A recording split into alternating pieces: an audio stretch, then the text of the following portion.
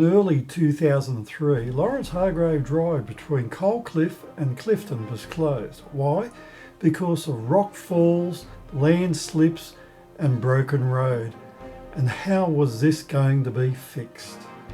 Many suggestions were put forth, but while the authorities fiddled around, the locals took matters into their own hands and decided to have their own protest at the amount of time the road had already been closed and didn't seem any set time to have it open. So they got together and stormed the barriers.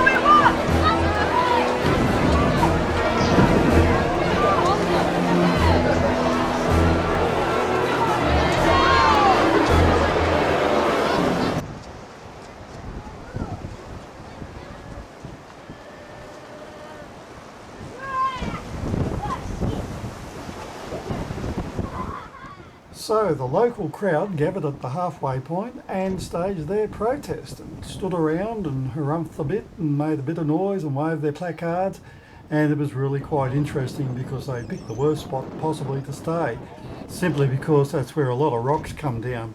However, they were making their point and they really wanted to hammer it home.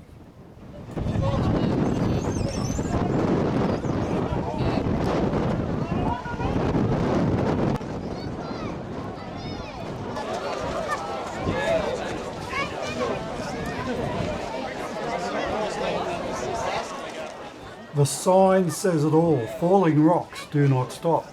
And soon the people were off to continue their protest to the south barrier, where they would join the local neighbours from down there.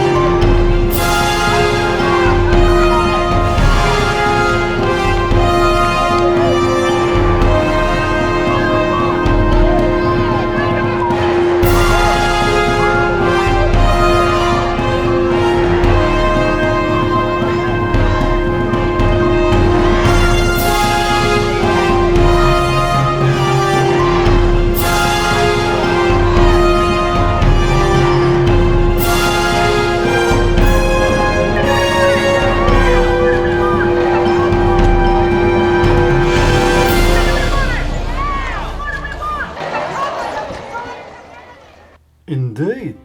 What did they actually want? What was the best for this location? Was it to be a tunnel? Was it to be a road over the top?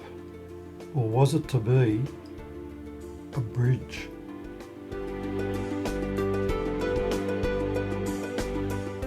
Yes, many suggestions were put forth. Earlier in the year, May 2003, I sent a letter to the local Illawarra Mercury newspaper suggesting a bridge with this very image.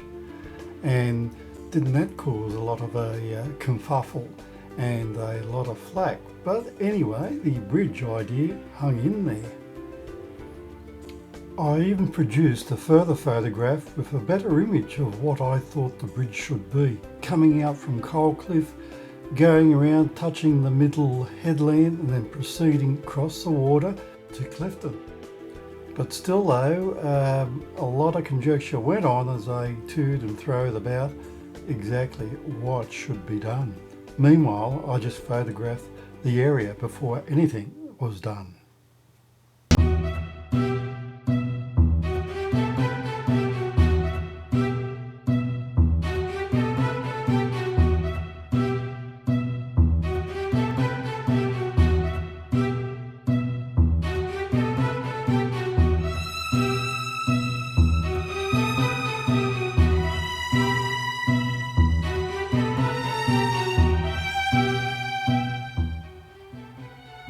Finally, out of all the concepts, the bridge won. Several designs were put on exhibition, and the design you see before you is the one that won the case, but it still had to be built.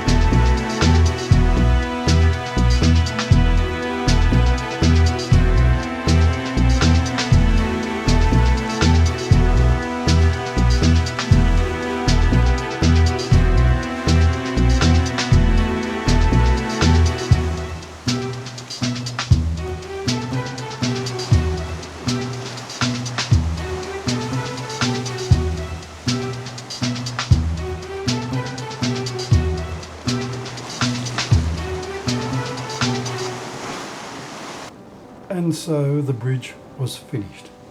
Here it is the day before it opened on the 12th of December. Today is the 11th of December 2005, and let's go and have a look at the finishing touches and a walk along the bridge. But is this the bridge that we expected? We expected it to go from Coalcliff to Clifton, yet it seemed to only start halfway, the middle headland. But let's go for one of the very first walks along. It was about 6:30 on the evening of the 11th. And here's a couple of snaps of an area that will eventually provide some problems, landslips. But at this stage, none of this was really thought of by the public, who were just impressed with this architectural interesting bridge. And a long way down, a little bit over the water, not completely over the water as everyone thought it was going to be, but it did provide spectacular views that we just hadn't seen before.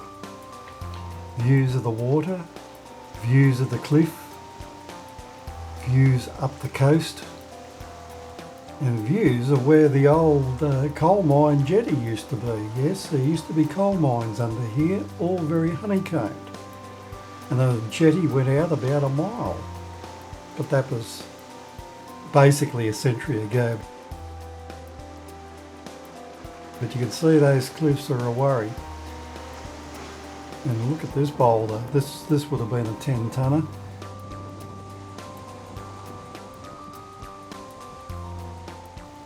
But there's the bridge, and what was missing? Well, it didn't go to Coalcliff.